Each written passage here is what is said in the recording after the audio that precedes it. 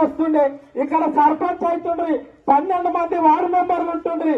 మరి ఇక్కడ బలవంతంగా కాడ ఆఫీస్ కి పోయి ధర్నా చేస్తే ఖాళీ పట్టించుకోలే, పోలీసులతో దొబ్బి బలవంతంగా తాళి కట్టిర్రు మున్సిపాలిటీకి.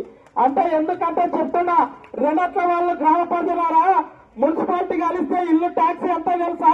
మన జీపీలో ఉంటే 500 కట్టే అవసరం ఉంటుండే, మున్సిపాలిటీలో అయితే 1,50,000 నుంచి 2 లక్షలు కట్టే కన్ను మున్సిపాలిటీ కట్టాల్సి వస్తుంది. మరి మూర్ఖులకు ఓట్లేస్తారా? మరి అభివృద్ధి చేస్తున్నటువంటి మన నరేందర్ అన్న కేసీఆర్ గుర్తు కారు గుర్తుపై ఓట్లేస్తారో ఒక్కసారి గమనించాలి. లేదంటే వాళ్ళు తిట్లు డబ్బులు తీసుకోండి, వాళ్ళ సొత్తు కాదు, 5,000 ఇచ్చినా 10,000 ఇచ్చినా తీసుకోండి.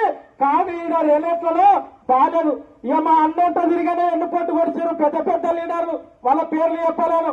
ఈయన చూడండి ఇక్కడ ప్రపంచం ఎట్లుందో, టీఆర్ఎస్ పార్టీ లేదంటారు. మరి కండ్లు లేకపోతే గాడిది గుట్లున్నాయో మీకు అని ప్రశ్నిస్తున్నారు నాయకులు.